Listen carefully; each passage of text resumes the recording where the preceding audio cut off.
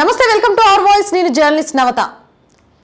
తెలంగాణ లోక్సభ ఎన్నికలకు సంబంధించి 3 ప్రధాన పార్టీలు కూడా కసరత్తులను ముమ్మరం చేశాయి. అయితే బీజేపీ ఈసారి కొంచెం ముందే అభ్యర్థుల ప్రకటన చేయనున్నట్టుగా కూడా తెలుస్తోంది. తెలంగాణలో బీజేపీ 10 సీట్ల కంటే ఎక్కువ సాధించాలి అనే లక్ష్యంతో అమిత్ షానే తెలంగాణకు మొత్తం ఇన్ఛార్జ్ బాధ్యతలు కూడా తీసుకున్నట్టు తెలుస్తోంది. అయితే వార్తాపత్రికలన్నిటిలో కూడా వచ్చే వారంలో బీజేపీ మొదటి అభ్యర్థుల జాబితా రాబోతుంది. 8 నుంచి 10 వరకు కూడా అభ్యర్థుల జాబితాను ప్రకటిస్తారు. ఇందులో 3 సిట్టింగ్లకు తప్ప మిగిలిన వాళ్ళన్నిట్లలో కూడా కసరత్తులు మొదలవుతున్నాయి. కొన్ని నియోజకవర్గాలకు సంబంధించి 2-3 అభ్యర్థుల పేర్లు వెళ్ళాయి. ఇక్కడ గెలిచే స్థానాలేంటి, ఏ స్థానాలపై ఎక్కువ ఫోకస్ పెట్టాలి, ఎస్సీ వర్గీకరణ అనేది లోక్సభ ఎన్నికలకు ముందు జరిగితే ఇక్కడ ఎస్సీ రిజర్వ్డ్ కాన్స్టిట్యుయెన్సీ లో ఎలాంటి ప్రభావం చూపుతుంది, ఈ విధమైన కసరత్తులు జరుగుతున్నట్టుగా తెలుస్తోంది. అంతేకాకుండా రాష్ట్రంలో ఉన్న చాలా మంది నేతలు కూడా ఇటు ఢిల్లీ టు హైదరాబాద్ చక్కర్లు కొడుతూనే ఉన్నారు. అయితే మనకు తెలిసి లోకల్లో మనం చేసిన సర్వే ఎవరైతే అభ్యర్థి గట్టి పోటీనిస్తాడని, ఎవరైతే బరిలో ఉంటారని, గతంలో పోటీ చేసిన వాళ్ళు, ఇదంతా కలిపి మనకు తెలిసిన ఒక లిస్ట్ అయితే నేను మీ ముందు ఉంచుతాను. అది ఎంతవరకు వర్కౌట్ అవుతుంది అభ్యర్థుల జాబితా వచ్చిన తర్వాత అనేది చూద్దాం. బీజేపీలో లోక్సభ ఫస్ట్ లిస్ట్ 8 నుంచి 10 స్థానాలకు వస్తుంది అని చెప్పారు. నా లెక్క ప్రకారం 10 స్థానాలకు సంబంధించి కరీంనగర్ బండి సంజయ్, ఎందుకంటే సిట్టింగ్లకే కంపల్సరీ అవకాశం ఇస్తాను అని అమిత్ షా చెప్పడము, బండి సంజయ్ ఇప్పటికే అక్కడ మొన్న చూసాం అయోధ్య రామ్లల్ల విగ్రహ ప్రతిష్ఠ సమయంలో కూడా అక్కడ గుళ్ళన్నిటిని క్లీన్ చేయడము, అలాగే కేటీఆర్ కూడా బండి సంజయ్ అభ్యర్థి అన్నట్టుగా యుద్ధాలు పెట్టినట్టుగా స్క్రీన్లో ప్లే చేసి బండి సంజయ్ ఏం చేశాడు, అది చేశాడు, ఇది చేయలేదు అంటూ కొంత బండి సంజయ్ హైప్ అవ్వడానికి కూడా కేటీఆర్ అక్కడ కారణమయ్యాడు. అంతే లెవెల్లో కౌంటర్ ఇస్తూ ఇక సికింద్రాబాద్ నుంచి రాష్ట్ర అధ్యక్షుడు కిషన్ రెడ్డి యాజ్ యూజువల్గా పోటీలోనే ఉంటాడు. నిజామాబాద్ నుంచి ధర్మపురి అరవింద్ పోటీలోనే ఉంటాడు. పసుపు బోర్డు ధర్మపురి అరవింద్కి ఈసారి చాలా ప్లస్ అవుతుంది అని కూడా ఆలోచిస్తున్నారు. ఇక్కడ నుంచి ఈసారి కవిత పోటీలో లేదు కాబట్టి ఇక్కడ ఎవరు అభ్యర్థి వస్తారు అనేది కూడా చూడాలి. ఎందుకంటే ధర్మపురి అరవింద్ పసుపు బోర్డు నేపథ్యంలో కనీసం ఢీకొట్టాలి అంటే కవిత వల్ల కాదు అని చెప్పి కవితను పక్కకు పెట్టినట్టుగా కూడా తెలుస్తోంది. ఇక ఆదిలాబాద్కి సంబంధించి సోయం బాపురావు ఉన్నారు, కానీ ఈసారి రమేష్ రాథోడ్ని మారుస్తున్నట్టుగా కూడా సమాచారం అందుతోంది. రమేష్ రాథోడ్ గురించి తెలుసుకోవాలనుకుంటే ఈయన గతంలో ఎంపీగా పనిచేసిన అనుభవం ఉంది. టీడీపీ హయాంలో 2001 నుంచి బీజేపీలో ఉన్నారు. ఈయనకు సంబంధించి ఈసారి రమేష్ రాథోడ్ అయితే ఆదిలాబాద్లో ఖచ్చితంగా కూడా ఎంపీ సీట్ని, లోక్సభ సీట్ని కైవసం చేసుకోవచ్చు అనే ఆలోచనలో ఉన్నట్టుంది. ఆదిలాబాద్ కూడా ఖచ్చితంగా గెలుపు గుర్రాలకు అవకాశం ఉన్న ఒక లోక్సభ సెగ్మెంట్గా చెప్పొచ్చు. ఇక చేవెళ్ల నుంచి కొండా విశ్వేశ్వర్ రెడ్డి బరిలో ఉన్నట్టుగా కూడా తెలుస్తోంది. ఇక్కడ చేవెళ్ల ఎస్పెషల్లీ కొండా విశ్వేశ్వర్ రెడ్డికి సంబంధించి ఎవరు పోటీకి రావట్లేదు. ఇక కొండా విశ్వేశ్వర్ రెడ్డి గురించి కూడా చెప్పుకోవాలనుకుంటే ఈయన మాజీ ఎంపీ, అలాగే రంగారెడ్డి జిల్లాలో వీళ్ళ నాన్నకు మంచి పేరుంది. అంతేకాదు డెక్కన్ టైమ్స్ ఇచ్చిన ఒక నివేదిక ప్రకారం అత్యంత ధనవంతుల్లో కొండ విశ్వేశ్వర్ రెడ్డి ఫ్యామిలీ ఒకటి. 530 కోట్ల ఆస్తులు ఉన్నాయట ఆయనకి. ఇది నేను ఆయనకు సంబంధించిన వికీపీడియాలో చూస్తుంటే తెలిసింది. సో ఆర్థికంగా బలం ఉంది, ఎంపీగా అనుభవం ఉంది, రంగారెడ్డి జిల్లాలో మంచి పేరుంది, చేవెళ్ల మీద పట్టుంది. కాబట్టి కొండా విశ్వేశ్వర్ రెడ్డికి కూడా ఇక్కడ గెలవడానికి అవకాశాలు ఎక్కువగా ఉన్నాయి. నెక్స్ట్ వచ్చేసి మహబూబ్ నగర్. జితేందర్ రెడ్డి వర్సెస్ డీకే అరుణ అన్నట్టుగా ఉండే, కానీ మొన్న ఈ మధ్య కాలంలోనే జితేందర్ రెడ్డి ప్రెస్ మీట్ పెట్టి చాలా క్లియర్గా చెప్పాడు, మహబూబ్ నగర్ నుంచి లోక్సభ సెగ్మెంట్లో నేనే దిగుతున్నా, గెలుస్తా ఖచ్చితమని. ఇక జితేందర్ రెడ్డి గురించి చెప్పుకోవాలంటే ఈయనకు కూడా నాగర్ కర్నూలు వాస్తవ్యుడే, మంచి పట్టుంది మహబూబ్ నగర్ మీద, మాజీ ఎంపీగా పనిచేసిన అనుభవం ఉంది. అంతేకాకుండా ఈయన ఎన్ఆర్ఐ కూడా, ఒకప్పుడు అక్కడ ఎన్ఆర్ఐగా ఉండి వచ్చిన ఆయన లోకల్లో కూడా పార్టీ మీద మంచి పట్టుంది. అంటే క్యాడర్ పరంగా చూసుకుంటే క్యాడర్ డీకే అరుణ క్యాడర్, అలాగే జితేందర్ రెడ్డి క్యాడర్ అని మాట్లాడాల్సి వస్తే నిజంగా కూడా జితేందర్ రెడ్డికి కొంత క్యాడర్ బలం అయితే మహబూబ్ నగర్లో చాలా ఉంది. అయితే మీరు అడగొచ్చు, మరి అంత క్యాడర్ ఉన్న వ్యక్తి వాళ్ళ కొడుకు మిథున్ ఎందుకు మొన్న ఎలక్షన్లో ఓటమి పాలయ్యాడు అని అంటే, మహబూబ్ నగర్లో మిథున్ సీట్ పోవడానికి ఏకైక కారణం ఎన్నికలకు కొన్ని రోజుల ముందు నుంచే మహబూబ్ నగర్ మొత్తం కాంగ్రెస్ గాలి వీచేసింది. జూపల్లి కృష్ణారావు మొత్తం కాంగ్రెస్ ని క్లీన్ స్వీప్ చేయడానికి క్లియర్ గా ఉన్నాడు. అండ్ ఎస్పెషల్లీ మహబూబ్ నగర్ నియోజకవర్గాన్ని మనం తీసుకుంటే అక్కడ శ్రీనివాస్ గౌడ్ మీద కొట్లాడిన వ్యక్తి ఎవరైతే ఉన్నాడో ఆయన కాంగ్రెస్ మనిషి. అక్కడ చాలా అది పాతుకుపోయింది. మహబూబ్ నగర్ అని అంటే కాంగ్రెస్ సెగ్మెంట్ మొత్తం గెలిపిచ్చేస్తారు. ఆ టైంలో జూపల్లి ఏ పార్టీలో చేరుతాడు, ఎక్కడికి వెళ్తాడు, జూపల్లి ఇచ్చేసాడు అది చేశాడు, మహబూబ్ నగర్ మొత్తం కూడా లేకపోయినా కూడా ఉంది అనే కాంగ్రెస్ గాలి వీస్తుంది అనే ఒక ఏమంటారు, ఎప్పుడైనా అంతే కదా, గాలి ఎటు వీస్తే అటే పోయిద్దని ఒకళ్ళ నోట్ నుంచి వచ్చింది అంటే అట్లా టకటకటక వెళ్ళిపోతుంది. మరి ఇప్పుడు అదే కాంగ్రెస్ హవా మహబూబ్ నగర్లో లోక్సభ ఎలక్షన్స్ అప్పుడు పడదా, ఎలా గెలుస్తాడు జితేందర్ రెడ్డి, ఎలా అవకాశము అని అంటే ఇప్పుడు మహబూబ్ నగర్ అనే కాదు దేశవ్యాప్తంగా కూడా ఒకటే హవా, మోదీ హవా. మోదీ హవాతో పాటు ఈ మహబూబ్ నగర్ ఇవంతా సెగ్మెంట్ కూడా కొంత హిందుత్వవాదం ఎక్కువ ఉంటుంది. ఈ హిందుత్వవాదం అనేది ఖచ్చితంగా కూడా రామ్లల్లా విగ్రహ ప్రతిష్ఠ కానీ అండ్ ఆఫ్టర్ కాంగ్రెస్ గవర్నమెంట్ వచ్చిన తర్వాత అక్కడ జరిగిన కొన్ని రాజకీయ సమీకరణాలు కానీ ఈసారి మార్పు కోరుకుంటున్నాయి అన్నట్టుగా తెలుస్తోంది. సో మహబూబ్ నగర్ జితేందర్ రెడ్డి కూడా అక్కడ విజయావకాశాలు ఎక్కువగా ఉన్నట్టు తెలుస్తోంది. మరి డీకే అరుణ వర్గం కానీ డీకే అరుణ కానీ ఊరుకుంటారా అంటే పార్టీకి విధేయులుగా పనిచేస్తామని చెప్పారు కాబట్టి ఇద్దరిట్లో ఎవరైనా కూడా పార్టీకి విధేయులుగా పనిచేయాల్సిందే అని లోకల్గా వాళ్ళు మాట్లాడుకునేది. జితేందర్ రెడ్డి అయితే ఈ విషయంలో చాలా కాన్ఫిడెంట్గా ఉన్నాడు. ఇక భువనగిరి నుంచి డాక్టర్ బూరా నరసయ్య గౌడ్, ఈయనకు కూడా మాజీ ఎంపీగా చేసిన అనుభవం ఉంది. భువనగిరి సెగ్మెంట్కి సంబంధించి కొంత సిటీ అవుట్స్కట్స్ ఇవన్నీ కలుస్తాయి కాబట్టి భువనగిరిలో కూడా కొంత బీజేపీ గెలవడానికి అవకాశం ఉంది అని చెప్తున్నా ఇక్కడ ఆలోచించాల్సింది ఏంటంటే ఇది నల్గొండ కంచుకోట కోమటిరెడ్డి బ్రదర్స్ కి వీళ్ళు మాత్రం గట్టి పోటీ ఇస్తారు. ఇక్కడ బూరా నరసయ్య గౌడ్ ఎదుర్కోవాల్సి వస్తే బీజేపీ వర్సెస్ కాంగ్రెస్ అనేదే ఎదుర్కొంటారు. ఇక్కడ బీఆర్ఎస్ అనేది పెద్ద ప్రభావం చూపదు అనేది చాలా మంది చెప్తుంది. చూడాలి మరి అక్కడ చివరి నిమిషంలో ఇప్పటి వరకు ఉన్న సెగ్మెంట్ పరిస్థితులు బట్టి నేను చెప్తున్నా, ముందు ముందు మారితే కూడా దీంట్లో మారడానికి అవకాశం లేకపోలేదు. అభ్యర్థులు కూడా వీళ్ళే ఉంటారని నేను చెప్పడం కాదు, ఆయా నియోజకవర్గాల మీద వీళ్ళకి పట్టుంది. వీళ్ళైతే కనుక విజయావకాశాలు ఉన్నాయని లోకల్గా అనుకుంటున్న ఇన్ఫర్మేషన్ని అలాగే సోషల్ మీడియాలో వైరల్ అవుతున్న దాన్ని బట్టి ఈ పూర్తి వీడియో చేయడం జరుగుతోంది. ఇక మెదక్ నుంచి ఈటెల రాజేందర్కి సంబంధించి కరీంనగర్ నుంచి పోటీ చేస్తాడు, మల్కజ్గిరి నుంచి పోటీ చేస్తాడు అని చాలా వినిపించినా ఈటెల రాజేందర్ మెదక్ నుంచి పోటీ చేయబోతున్నట్టుగా కూడా సమాచారం అయితే వస్తోంది. దీనికి తగ్గట్టుగానే కొన్ని ఏర్పాట్లను కూడా పూర్తి చేసుకుంటున్నట్టు, ఎందుకు అనంటే ఇక్కడ నుంచి కేసీఆర్ బరిలో దిగాలి అనుకుంటున్నాడు అనే ఒక మాట బాగా బయటకు వస్తుంది. సో కేసీఆర్ని కొట్టి చూపిస్తా అని ఈటెల రాజేందర్ చాలా పంతంగా ఉన్నారు కాబట్టి మెదక్ హరీష్ రావును కొట్టినా కూడా, అంటే మెదక్ సెగ్మెంట్ కొట్టేసినా కూడా హరీష్ రావును కొట్టినా కూడా కేసీఆర్ని కొట్టినట్టే. మెదక్ గనక కొట్టగలిగితే బీఆర్ఎస్ పని కేల్కతం, దుకాన్ బంద్. తెలంగాణలో కాస్తో కుస్తో పట్టి ఎక్కడ ఉంది ఇప్పుడు బీఆర్ఎస్కి అంటే మెదక్లో ఉంది అని చెప్పొచ్చు. మెదక్లో మరి కాంగ్రెస్ సీట్లు కూడా గెలిచాయి కదా అంటే ఇప్పటికి కూడా హరీష్ రావు ప్రభావం అనేది మెదక్ జిల్లాలో చాలా ఉంటుంది. కాబట్టి ఈ మెదక్ లోక్సభ సెగ్మెంట్ని కొట్టాలి అంటే ఇక్కడ ఒక బలమైన నేత కావాలి. ఆ బలమైన నేత ఈటెల రాజేందర్ అనే అనుకుంటున్నారు అని సోషల్ మీడియాలో అయితే వార్తలు వస్తున్నాయి. మరి ఇక్కడ నుంచి రఘునందన్ రావు కూడా ఆశ వ్యక్తం చేస్తున్నారు కదా మెదక్ సెగ్మెంట్కి సంబంధించి. అంటే బీజేపీలో ఆశావాహులు ఎందరున్నా ఫైనల్ గా అధిష్టానం ఏ నిర్ణయం తీసుకుంటే అదే. అధిష్టానం మొగ్గు మాత్రం ఈటెల రాజేందర్ వైపు ఉంది. ఎందుకంటే అక్కడ హరీష్ రావును ఢీకొట్టాలి, కేసీఆర్ని ఢీకొట్టాలి అంటే వాళ్ళతో సన్నిహితంగా తిరిగి వాళ్ళ గురించి తెలిసిన వ్యక్తి అయితేనే సాధ్యం. మరి అంత తెలిసిన సాధ్యమైన వ్యక్తి అయితే అటు హుజూరాబాద్ కానీ ఇటు గజ్వేల్ కానీ ఎందుకు పోగొట్టుకున్నాడు అనే ఒక డౌట్ కూడా రావచ్చు. గజ్వేల్ పోగొట్టుకోవడానికి మెయిన్ రీజన్ 48 గంటల ముందు అక్కడ జరిగిన కొన్ని సమీకరణాలు, అక్కడ ఓటుకు ఎంత ఇచ్చారో తెలుసు, చివరి నిమిషంలో రాజకీయ సమీకరణాలను ఎలా మార్చారో తెలుసు.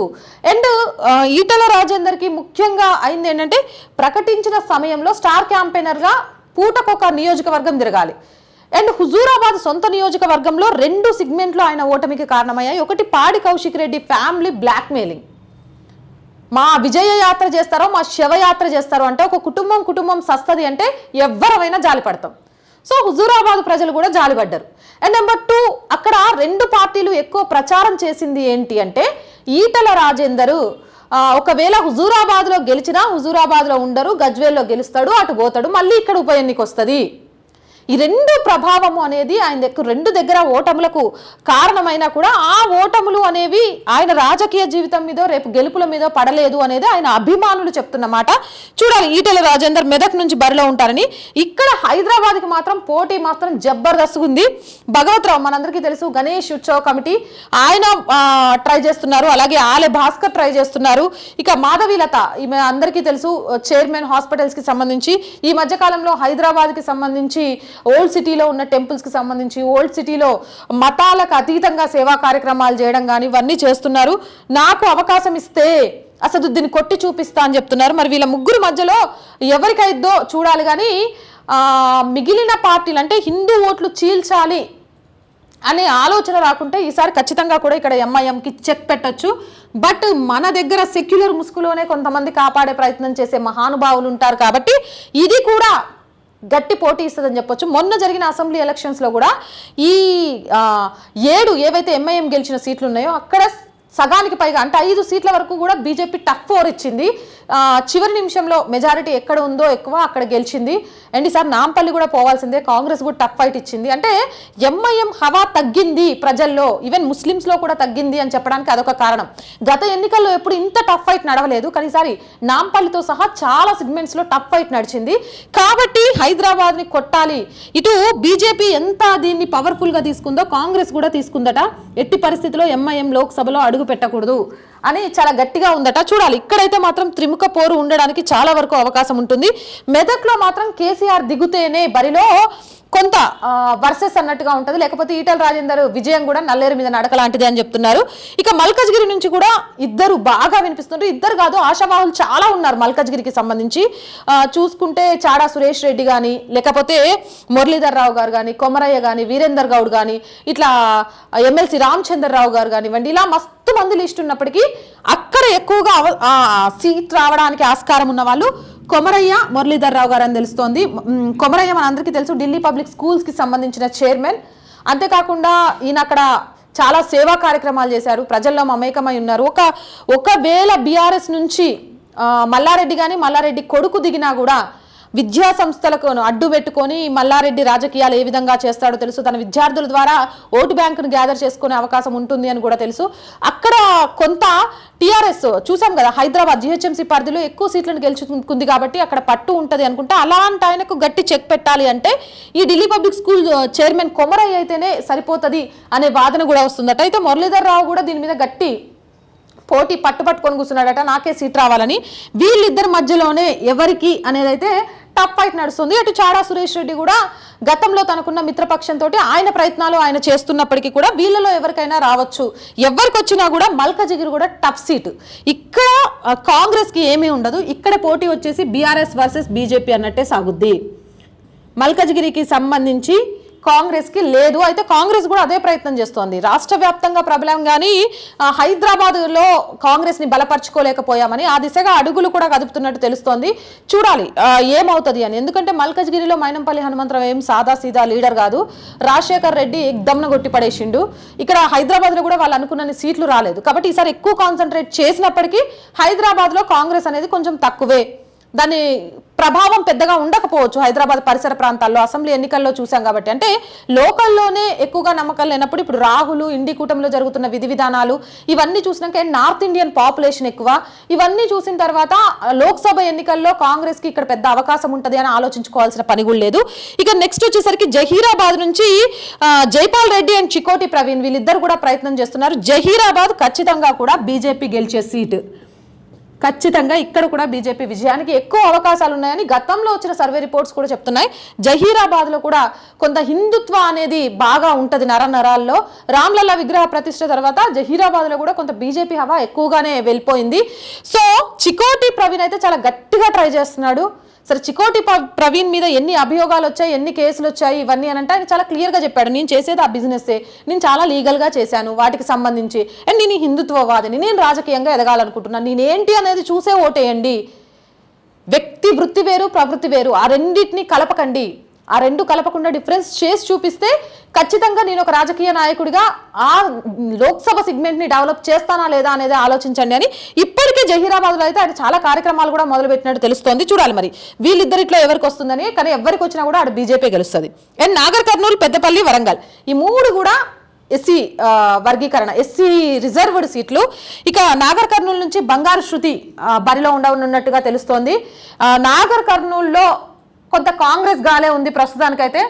చూడాలి మరి అప్పటి వరకు అది ఎలా తిరుగుద్ది. ఎస్సీ వర్గీకరణకు సంబంధించి బీజేపీ గతంలో ప్రకటించింది కదా, దానికి సంబంధించి ఈ నెల 15 రోజుల్లో ఏమన్నా చేయగలిగితే ఓట్ షేర్ పెరగడానికి అవకాశం ఉంటుంది. మళ్ళీ ఇంకో 15 రోజుల్లో ఎలక్షన్స్ ఉన్నాయి, 10 రోజుల్లో ఎలక్షన్స్ ఉన్నాయి అనగా, అంటే ఎలక్షన్స్ ముందుకు వచ్చినప్పుడు బీసీ ముఖ్యమంత్రి ప్రకటించారు చూడండి, అలా కాకుండా కొంచెం ముందు నుంచి దీని మీద చర్యలు తీసుకుంటే మాత్రం ఖచ్చితంగా కొంత ఓట్ షేరింగ్ పెరిగి టఫ్ ఫైట్ ఇవ్వడానికి అవకాశం ఉంటుంది అని చెప్తున్నారు. ఇక పెద్దపల్లి నుంచి మందకృష్ణ మాదిగ బరిలో దిగబోతున్నట్టుగా తెలుస్తోంది. ఆయన దిగితే మాత్రం ఖచ్చితంగా టఫ్ ఫైట్ ఉంటుంది, గెలుపు అవకాశాలకు కూడా ఎక్కువగా అవకాశం ఉంటుంది అని చెప్తున్నారు. ఇక వరంగల్ నుంచి విజయరామారావు గారు బరిలో దిగనున్నట్టుగా కూడా తెలుస్తుంది. విజయరామారావు గారు కూడా బాగా రాజకీయ అనుభవం ఉంది కాబట్టి వరంగల్ నుంచి ఎంతవరకు పోటీ అనేది చెప్పలేకపోయినా ఇక్కడ త్రిముఖ పోరు ఇవ్వగలిగిన స్థాయి కలిగిన వ్యక్తి అని చెప్తున్నారు. ఈయనకైతే అవకాశం ఉంది అక్కడ. వీళ్ళని కాకుండా కొత్త వాళ్ళని తీసుకోవాలంటే కొన్ని నియోజకవర్గాలకు సంబంధించి బలమైన పక్క పార్టీ నేతల్ని తీసుకోవాలనే ఆలోచనలో కూడా బీజేపీ ఉన్నట్టు, ఆ ఆలోచన చేస్తున్నట్టు కూడా తెలుస్తోంది. ముఖ్యంగా నల్గొండకు సంబంధించి, అలాగే మహబూబాబాద్ ఇలాంటి వాటి దగ్గర కొత్త అభ్యర్థుల కోసం కూడా ప్రయత్నం చేస్తోంది అని తెలుస్తోంది.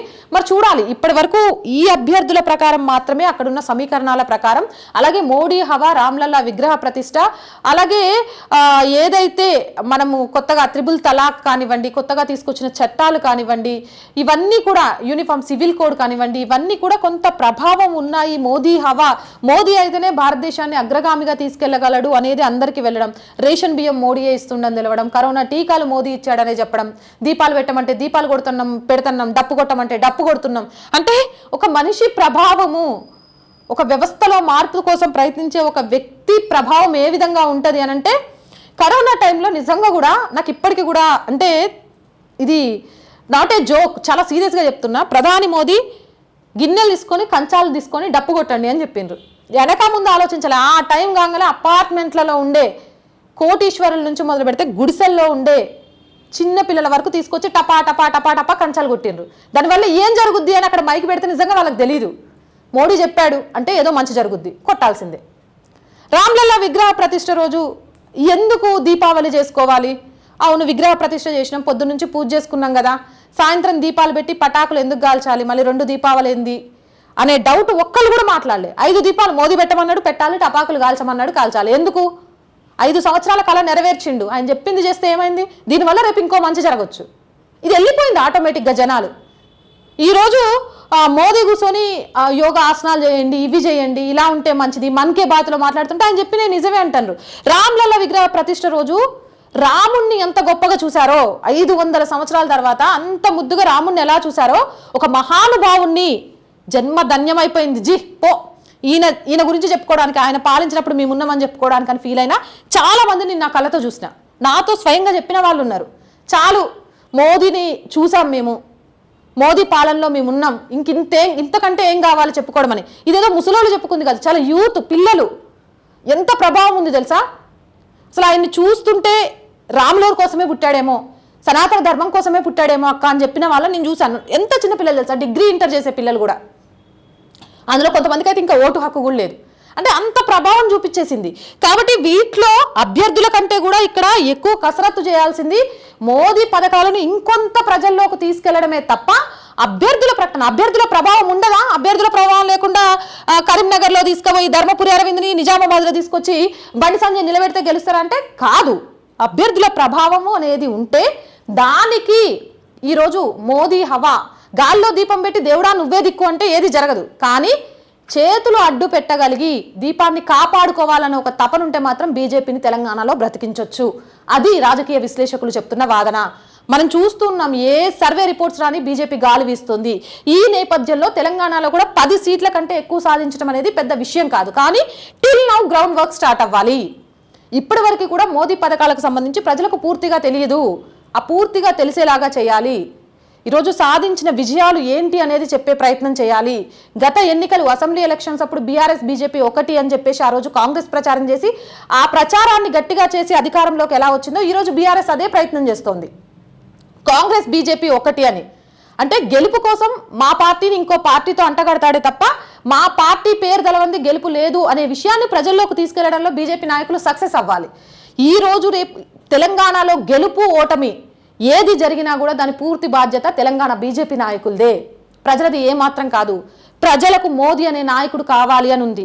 కానీ లోకల్గా ఉన్న మీరు మేము కూడా మోదీ లాంటి పాలనను తీసుకురాగలం, మోదీ లాంటి మార్పును తీసుకురాగలం, మీ పక్షాన నిలబడగలం అని గట్టిగా మాట్లాడి ధైర్యం ఇచ్చే నాయకుడు తెలంగాణ బీజేపీలో గనక ఈ 17 సెగ్మెంట్లలో ఇస్తే 15 సెగ్మెంట్లు కొట్టడంలో కూడా ఎటు ఆశ్చర్యపోవాల్సిన అవసరం లేదు అని చాలా మంది చెప్తున్నారు. మీరేమనుకుంటున్నారు అనేది కూడా కింద కామెంట్ సెక్షన్లో తెలియజేయండి. నెక్స్ట్ ఖమ్మంకి ఈ మధ్యకాలంలో పొంగులేటి సుధాకర్ రెడ్డి పేరు, అలాగే వాసుకి వాసుదేవరావు గతంలో పోటీ చేసిన ఆయన పేరుతో పాటు కొత్తగా వినోద్ రావు అనే వ్యక్తి పేరు కూడా వినిపిస్తుంది. ఈ మధ్యకాలంలోనే ఆయన బీజేపీలో కూడా జాయిన్ అయ్యాడు. గత కొన్ని రోజులుగా ఖమ్మంలోనే స్టే చేస్తున్నారు. ఖమ్మంలోని ఏవైతే అసెంబ్లీ సిగ్మెంట్స్, లోక్సభకు సంబంధించిన అసెంబ్లీ సిగ్మెంట్స్ ఉన్నాయో వాటన్నిటిలోకి వెళ్తున్నారు. వినోద్ రావుకే సీట్ కన్ఫామ్ అయింది అనే ఒక వార్త కూడా సోషల్ మీడియాలో అయితే హల్చల్ చేస్తోంది. ఈ నేపథ్యంలోనే ఆయన ఢిల్లీ వెళ్ళి పెద్దల్ని కలిసినట్టుగా కూడా తెలుస్తుంది. ఖమ్మం బరిలో ఈసారి వినోద్ రావు ఉండే అవకాశం ఉంది. ఆర్థికంగా కూడా ఖమ్మం రాజకీయాల్లో కూడా ఆర్థిక బలం చాలా ముఖ్యం. అందుకే మన కేసీఆర్ రాజ్యసభ సీట్ ఇవ్వాల్సి వచ్చినప్పుడు కూడా ఎవరికి ఇచ్చిండో తెలుసుగా, రవీందర్. అందుకే అక్కడ ఆర్థిక బలం అనేది చాలా ఇంపార్టెంట్. అంగబలం ఎంతో ఆర్థిక బలం కూడా కావాలి. బీజేపీకి అంగబలం ఖమ్మంలో అంత ఉందా అంటే డెఫినెట్గా మనం వాస్తవాలను ఒప్పుకోవాలి, లేదు. అంగబలం తక్కువ ఉన్నా కూడా ఆర్థిక బలంతో అంగబలాన్ని పెంచుకొని మోదీ హవాతోటి ప్రజల్లో వ్యక్తిగతంగా ఉన్న పేరును తన సంస్థ ద్వారా చేసిన సేవా కార్యక్రమాల ద్వారా ఖచ్చితమైన పోటీ ఇవ్వగలను అనే నమ్మకంతో వినోద్ రావు ఉన్నట్టుగా కూడా తెలుస్తోంది. మనము ట్రై చేస్తున్నాం ఆయనతో ఇంటర్వ్యూ కోసం, చూడాలి ఏమవుతుందో. నెక్స్ట్ మహబూబాబాద్ నుంచి హుస్సేన్ నాయక్ బరిలో ఉండనున్నట్టుగా తెలుస్తోంది. హుస్సేన్ నాయక్ కూడా మంచి రాజకీయ అనుభవం ఉంది, యువకుడు. దాంతోపాటు కొంత ఆ సిగ్మెంట్కి సంబంధించి ప్రజల్లో వాళ్ళ కుటుంబానికి కూడా మంచి పేరుంది కాబట్టి హుస్సేన్ నాయక్ పేరు అయితే వినబడుతోంది.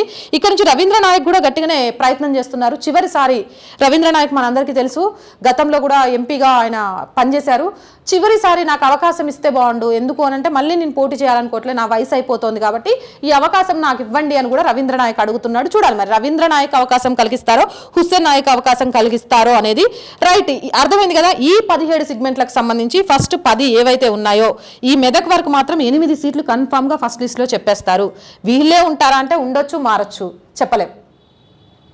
కానీ విజయ అవకాశాలకు, ఓటమికి, టఫ్ ఫైట్కి మాత్రం నేను చెప్పిన కారణాలు చాలా వరకు కూడా దగ్గరగా ఉంటాయి. ఈ నా సర్వే మీద మీ అభిప్రాయం ఏంటి అనేది కింద కామెంట్ సెక్షన్లో తెలియజేయండి. ఇలాంటి మోర్ వీడియోస్ కోసం మన ఛానల్ వెంటనే సబ్స్క్రైబ్ చేయండి.